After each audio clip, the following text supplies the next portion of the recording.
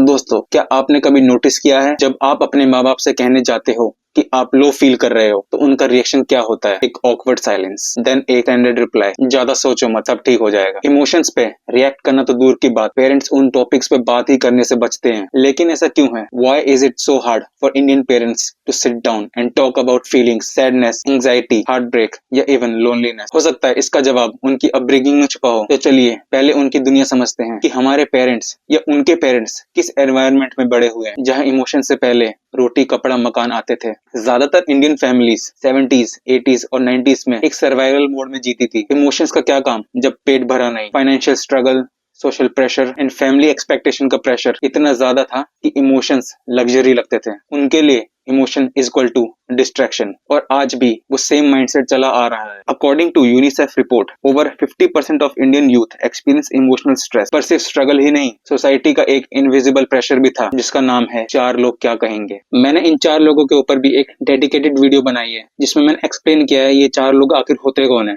मैंने इस वीडियो का लिंक डिस्क्रिप्शन बॉक्स में डाल दिया है, बाद में आप देख सकते हैं। शेम इस बात का नहीं कि आप इमोशनल हो, शेम इस बात का है कि कहीं चार लोग वो बात ना सुन ले। इंडियन हाउस होल्ड्स में पर्सनल पेन भी पब्लिक इमेज से फिल्टर्ड होता है। थेरेपी लेनी है? पागल हो गए हो क्या? इंडिया में आज भी मेंटल हेल्थ एक टैबू है। 2016 की नेशनल मेंटल हेल्थ रिपोर्ट बताती है 10 से 12% ही लोग ट्रीटमेंट रिसीव कर पाते हैं, और वो भी एक बड़े स्टिग्मा की वजह से। और जब सोसाइटी आपके हर एक्सप्रेशन को जज करती है तो नेचुरली एक और इनविजिबल रूल बन जाता है जो आपके जेंडर के बेसिस पे भी डिफाइन करता है। इंडिया में इमोशंस भी जेंडर्ड है। लड़की हो रोना अलाउड है पर रेबल करना नहीं। लड़का हो तो बस एक ही रूल याद रखो, मर्द को दर्द नहीं होता और ना ही लड़के रोते हैं। और इससे रिजल्ट क्या निकलता है? एक लड़का इमोशनल रिप्रेशन के साथ बड़ा होता है और एक लड़की इमोशनल सप्रेशन के साथ। दोनों ही केसेस में एक्सप्रेशन नहीं सप्रेशन होती है। द लैंसेट की 2019 की रिपोर्ट बताती है इंडिया में महिलाओं के मुकाबले पुरुष 2.5 गुना कम इमोशनली और साइकोलॉजिकल हेल्प मांगते हैं। पर जेंडर बैरियर के अलावा एक और बैरियर होता है जो कन्वर्सेशन का दी एंड कर देता है कि हमारे टाइम पर ये सब तो होता ही नहीं था। हमारे टाइम पे तो कोई डिप्रेशन सप्रेशन नहीं होता था। ये एक कॉमन लाइन आपने जरूर सुनी होगी। प्रॉब्लम ये है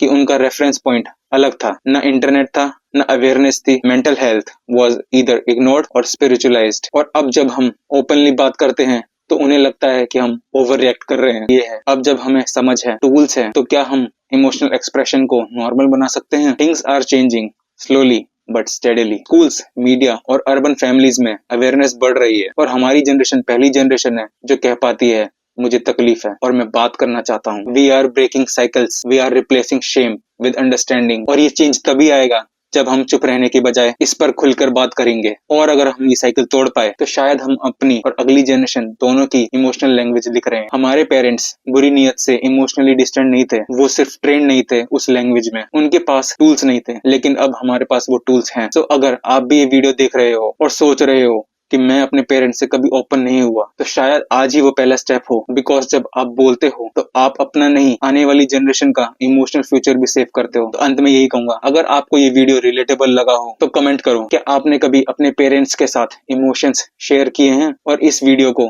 जरूर शेयर करो, बिकॉज हो सकता है किसी और को भी ये फील करना जरूरी हो। मिलते हैं नेक्स्ट वीडियो में एक नए टॉपिक के साथ।